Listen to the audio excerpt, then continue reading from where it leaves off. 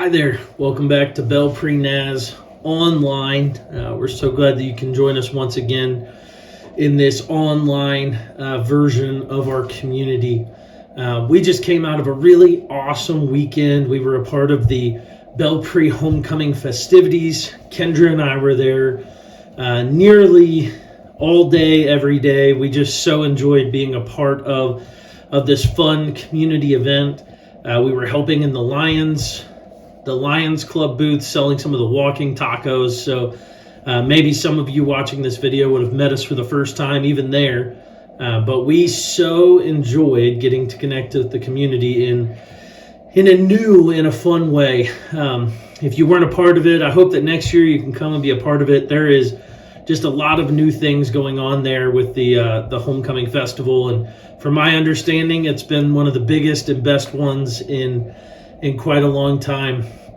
But in the process of being a part of that, something was catching my attention, something was catching my eyes, and it was this sense of community that is so strong in Belpre, where people were happy to come and be a part of everything going on. And then on Sunday morning, we had a community worship service, and it was an amazing experience to see over 100 people come together and worship together and hear an amazing sermon and just be together. But even through all of that, I had so many conversations this weekend, and I've had so many conversations with other people recently that go something along the lines of, I don't go to church on Sunday. I do church at home, or I read my Bible, and that's my time with God, which absolutely, reading your Bible and being in prayer at home is an amazing way to be connected in your faith. But I just want to offer a word of encouragement this week that it may not be all that you need. Staying at home alone is not really what I think we're called to do. John Wesley, he had a teaching in one of his sermons, and I just want to quote a section of that for us this morning. It says, "Solitary religion is not to be found there.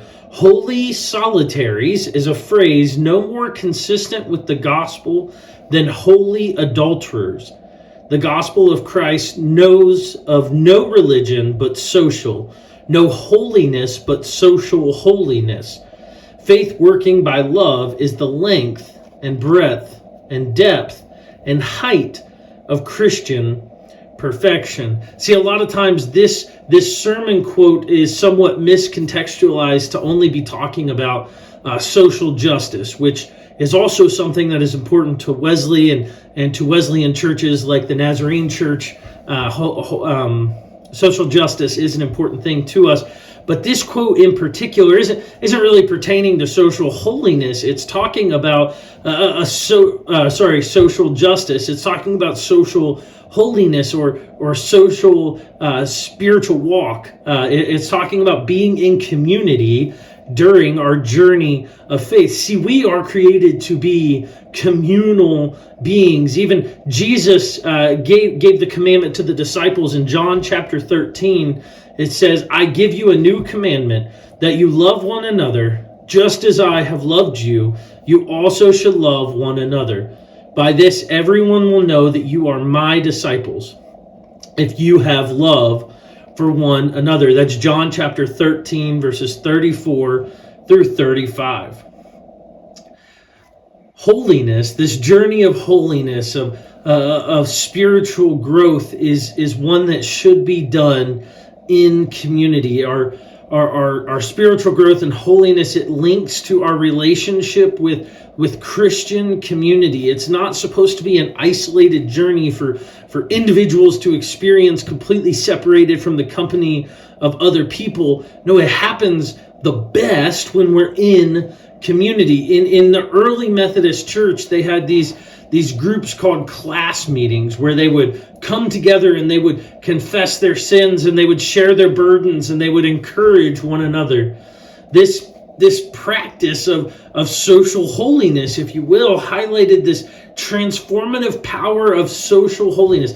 This is where we talk about the fire of revival in the church, where the church was just lit on fire. It was because of this intentionality of social community, of Christian community, and how they spurred one another on. It was such a big part of who they were. In Hebrews 10:24 and 25, it talks about this idea of spurring each other on and getting each other toward love and good deeds, and not giving up on meeting together, even though some were giving up, just like I was talking about. It says, don't give up on meeting together. The Christian journey, it can be very challenging, and it's within this context of community that we find the support and encouragement that we need to persevere, to push through those tough moments. When we're together with fellow believers, we're reminded of this common goal to grow in Christ's likeness, and we're held accountable, and we also get to hold others accountable on their pursuit of holiness. See, it is sort of an individual idea, but it's also this team community concept. I think a lot of high school wrestling. High school wrestling is a great example of this. You're in the fight alone, so to speak, when you're on the mat and you're going at it with your opponent, but you're still a part of a team. Your score is still going to the team score. You're working as an individual in that battle, but your team is there cheering you on, and man, a lot of times they're laying on the mat right around you, and they're just yelling, cheering, and they're going at it. That's Christian community. You may have to face the battle, but you don't have to do it without encouragement and without love and without some accountability. See, we live in a world that while we're super connected in some ways, we're very individualistic in a lot of ways. We live in a culture that promotes individualism. And the Christian community, it offers this countercultural model of mutual support, of being held accountable for your growth, for your journey, for your actions, things like this.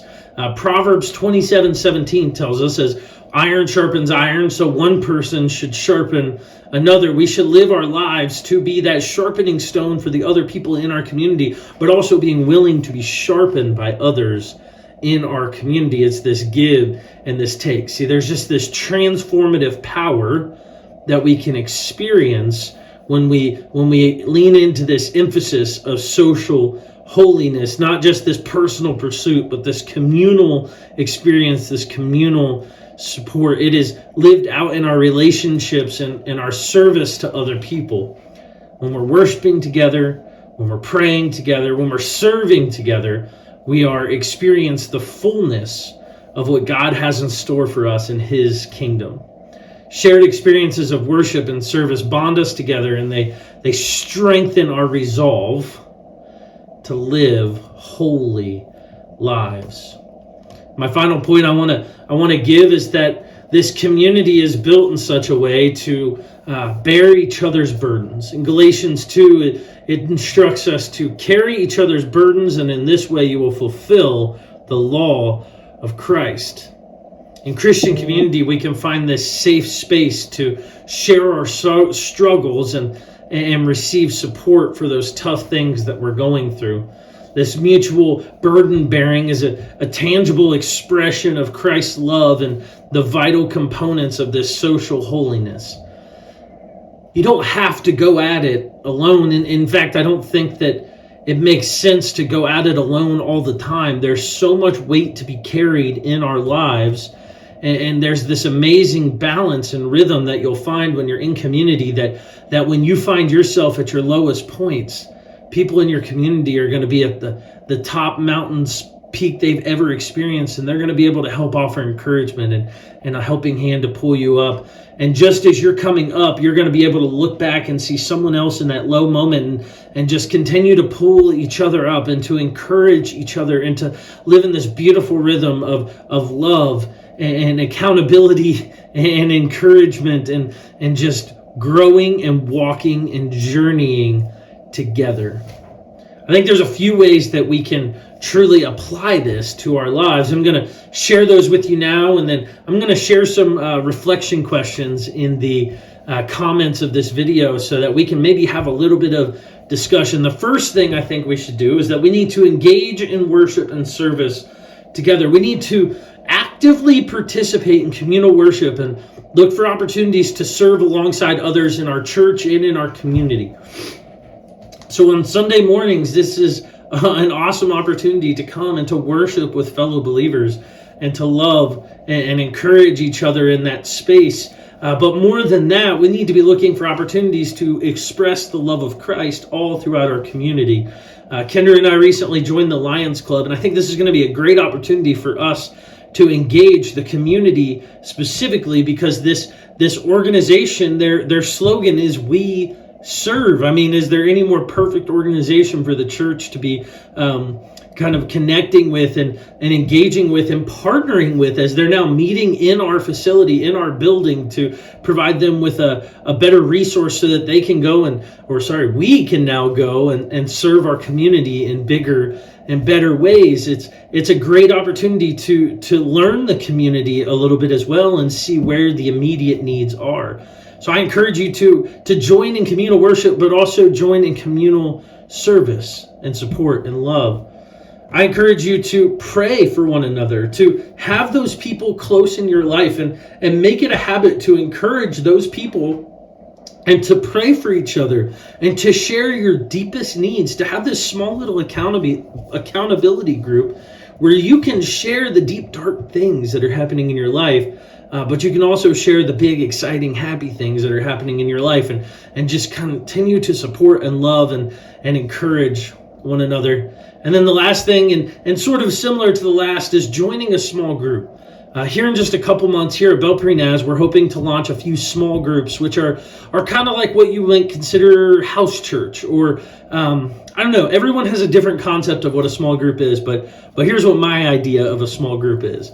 It's a group of maybe 10 to 15 people max that come together once a week to share a meal, to read the Bible, to apply it to their lives, to pray for one another, and just live in fellowship. And I know I just said once a week. I pray that they come together once a week for that, but that you'll end up building community in such a way that you will love each other deeply throughout the week, throughout the month, throughout the year, and just become that accountability support group for everybody and bringing in others and loving and encouraging other people in this small group model. Small groups, these classroom settings, these band groups, whatever, life groups, and there's so many different names that we have for them, but what they are discipleship groups. They're fellowship groups, and they're places where we can come together and love one another.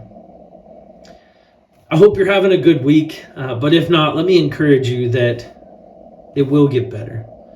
There's always hope, there's always joy, there's always peace to be found, but we have to make sure that we're always looking in the right places. And I encourage you to find one of those places in community, in Christian community, with other brothers and sisters that believe in Jesus Christ and love Jesus Christ with all their heart and with all their soul, and that they want you to come and be a part of that community with them. Here at Belpre Naz, I think we have a wonderful Christian community that would love to have you come and be a part of it. But I don't care what church you go and be a part of. I'm not saying that we're the only one that could ever love and serve you. But if you're watching this video and you sense that you are being isolated by yourself or for whatever circumstances, man, I encourage you to find community. Find a place to invest and to plug in and to love the people and let them love you. Sometimes that's hard to let people love you. But I encourage you to find that place in your life. I hope you have a wonderful week. I really look forward to getting to see everyone come together again on Sunday. We're going to have a special group, Calvary Love, that's going to be coming and leading us in worship. And we're going to have a great message and just time of worship and fellowship on Sunday morning. We meet every Sunday at 10:45 a.m. and we hope that you can be there with us this week. But no matter where you are, I hope you're having a wonderful week, and we'll see you again next time. Take care.